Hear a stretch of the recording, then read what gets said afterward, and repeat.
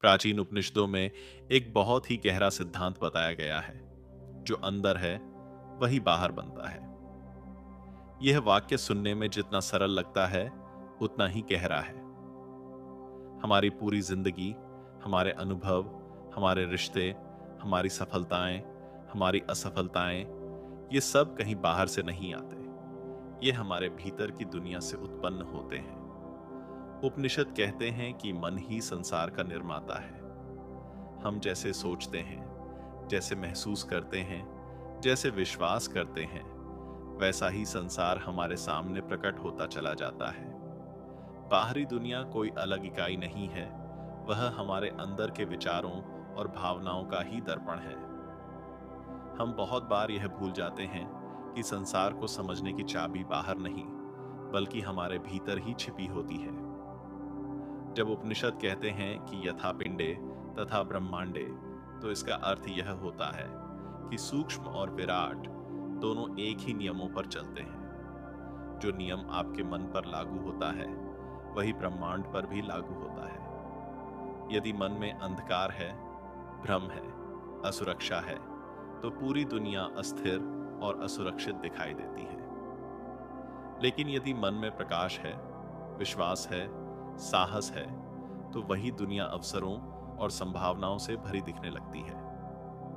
हमारे छोटे छोटे विचारों का प्रभाव हमारे पूरे जीवन पर पड़ता है और धीरे धीरे वही विचार मिलकर हमारी वास्तविकता का निर्माण करते हैं। अक्सर लोग कहते हैं कि दुनिया बुरी है, लोग धोखा देते हैं, अवसर कम है, किस्मत साथ नहीं देती।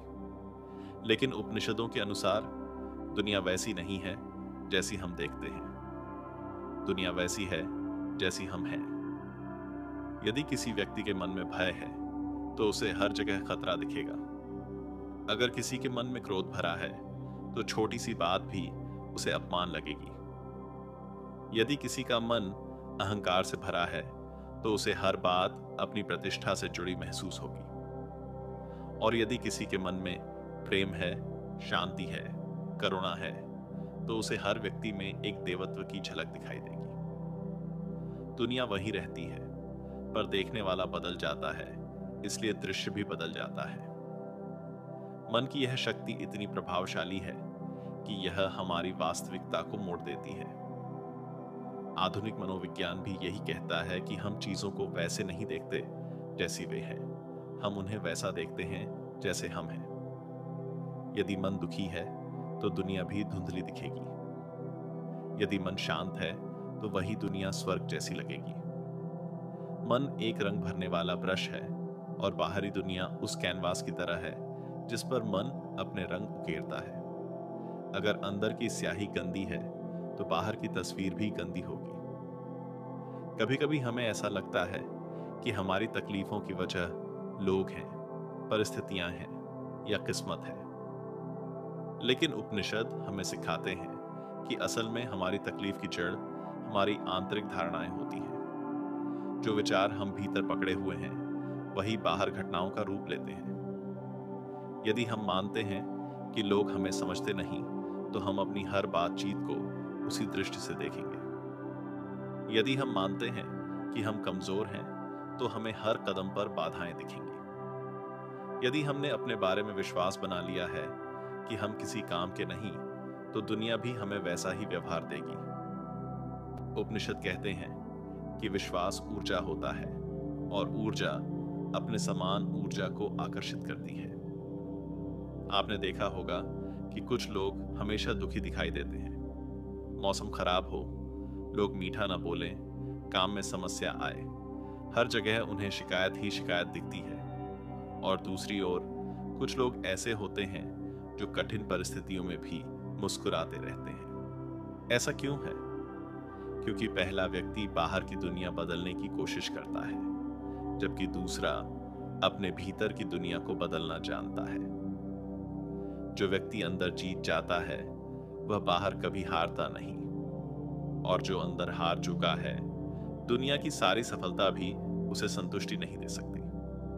हमारा मन प्रोजेक्शन करता है, अंदर जो चलता रहता है वह बाहर अनुभवों में बदल जाता है। इसलिए उपनिषद मन को चंचल नदी कहते हैं। अगर मन अस्थिर है तो जीवन भी अस्थिर लगेगा। अगर मन शांत है तो जीवन सहज हो जाएगा। जब मन को साथ लिया जाता है तो बाहरी दुनिया भी सादी हुई लगती है। आइए एक उदाहरण समझते हैं। मान लीजिए किसी व्यक्ति को लगता है कि लोग उसे पसंद नहीं करते।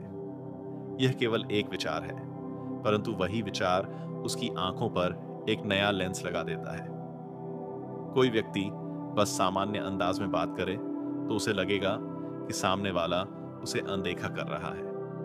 कोई हल्की सी आलोचना करे तो उसे लगेगा कि लोग उसके खिलाफ हैं। एक बार यह भाव पैदा हो जाए तो पूरा संसार इसी नजरिए से दिखने लगता है, जबकि असलियत यह है कि दुनिया उसके बारे में उतना सोचती भी नहीं जितना वह स्वयं सोचता है। यह सब मन का खेल है, प्रोजेक्शन। मन अपनी बनाई कहानी को ही बाहर सच के रूप में देखने लगता है। इसी प्रकार कोई व्यक्ति जिसके भीतर प्यार और अपनापन है, वह हर जगह इंसानियत देखता है। एक गरीब व्यक्ति उसे भीख मांगता नहीं दिखता, बल्कि उसका संघर्ष दिखता है। एक गुस्सैल व्यक्ति उसे बुरा नहीं लगता, बल्कि उसका दर्द दिखाई देता है। एक असफल व्यक्ति उसे बेवकूफ नहीं लगता, बल्कि उसकी कोशिशें दिखाई देती हैं। यह सब मन की पवित्रता है जो दुनिया को भी पवित्र बना देती है। उपनिषद में एक मंत्र है, बाह्य जगत मन प्रक्षेप, अर्थात बाहरी दुनिया मन का ही प्रक्षेपण है। हमने अपनी धारणाओं को दुनिया पर फेंक दिया है और फिर हम उन्हीं धारणाओं से अपने अनुभवों की व्याख्या करते हैं। इसलिए दुनिया को बदलने की कोशिश सबसे बड़ी भ्रम है। दुनिया को बदलना असंभव है, लेकिन खुद को बदलना आसान है। और जैसे ही हम बदलते हैं, दुनिया भी बदलती हुई दिखाई देने लगती है। किसी भी इंसान की जिंदगी में शांति तभी आती है जब वह यह समझ ले कि परिवर्तन बाहर से नहीं आता। बाहरी परिवर्तन हमेशा अस्थायी होता है। असली परिवर्तन भीतर की संरचना बदलने से आता है। मन को शांत कर लेने से समस्याएं नहीं मिटती, लेकिन समस्याओं से निपटने की क्षमता बढ़ जाती है। और जब यह क्षमता बढ़ती है तो वही समस्याएं अब बोझ नहीं लगती। उपनिषद हमें यह भी बताते हैं कि मन से आगे एक और परत है, बुद्धि, और बुद्धि से भी आगे आत्मा है।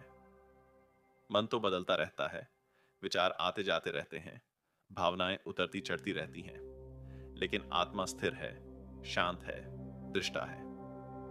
जब व्यक्ति अपने मन को देखने लगता है, उससे जुड़ने के बजाय उसे निरीक्षण करने लगता है, तो धीरे धीरे उसे समझ आने लगता है कि उसकी अधिकांश प्रतिक्रियाएं उसकी अपनी आंतरिक दशा से पैदा होती हैं, न कि दुनिया से। यह समझ अपने आप में मुक्ति है। अब सवाल उठता है, अगर हमारी दुनिया भीतर से बनती है तो हम भीतर की दुनिया को कैसे बदलें? इसका उत्तर भी उपनिषद ही देते हैं। सबसे पहला कदम है स्वयं को समझना। मन में क्या चल रहा है, कौन सी भावनाएं हैं, कौन से डर हैं, कौन से विश्वास हैं, इन सबको शांति से देखना। जब आप अपने मन को देखने लगते हैं तो मन धीरे धीरे शांत होने लगता है। आप अपनी प्रतिक्रियाओं के पीछे छिपे कारणों को पहचानने लगते हैं। दूसरा कदम है गलत धारणाओं को छोड़ देना। यदि आप मानते हैं कि दुनिया आपके खिलाफ है, तो यह धारणाएं आपकी वास्तविकता बन जाएंगी। यदि आप मानते हैं कि आप कमजोर हैं, तो यही विचार आपको हर कदम पर रोक देगा। लेकिन जैसे ही आप इस विचार को छोड़ देते हैं और यह मान लेते हैं कि आप सक्षम हैं, आप योग्य हैं, आप कर सकते हैं, तो जीवन में राहें खुलने लगती हैं, क्योंकि बाहर की दुनिया आपके उस नए विश्वास को प्रतिबिंबित करने लगती है। तीसरा कदम है श्वास का अभ्यास। प्राण ही मन का आधार है। उपनिषद कहते हैं कि प्राण को साध लो तो मन अपने आप साथ जाएगा। हर दिन कुछ मिनट गहरी सांस लेना, ध्यान करना, मौन में बैठना, ये सब मन को सोने की धूल की तरह साफ करते हैं। जैसे जैसे मन साफ होता जाता है, दुनिया भी साफ होती जाती है। चौथा कदम है सकारात्मकता को पैदा करना। इसका मतलब यह नहीं कि हर समय कृत्रिम रूप से खुश बने रहना। सकारात्मकता का अर्थ है चीजों को समझदार दृष्टि से देखना। यदि कोई समस्या आती है तो घबराने के बजाय यह देखना कि इससे क्या सीखा जा सकता है। यदि कोई व्यक्ति गलत व्यवहार करता है तो उसकी स्थिति समझना कि वह अपने दर्द से गुजर रहा है। जब मन में करुणा पैदा होती है तो दुनिया भी नरम महसूस होती है। एक और बात जो उपनिषद सिखाते हैं, बाहरी सफलता तभी टिकाऊ होती है जब भीतर संतुलन हो। अगर भीतर अशांति है तो चाहे कितनी भी सफलता या पैसा मिल जाए, मन खाली महसूस करेगा। लेकिन जब मन पूर्ण होता है तो छोटी छोटी खुशियां भी जीवन को सुंदर बना देती हैं। जब आप अपनी आंतरिक दुनिया को बदलते हैं तो बाहरी दुनिया अपने आप बदलती नहीं है, लेकिन वह बदलती हुई दिखने लगती है। वही लोग, वही परिस्थितियां, वही काम, पर अनुभूति बदल जाती है। और जीवन अनुभवों का नाम है। अगर अनुभव बदल गया तो जीवन भी बदल गया। जीवन एक दर्पण है। आप हंसते हैं तो वह भी हंसता है, आप रोते हैं तो वह भी रोता है।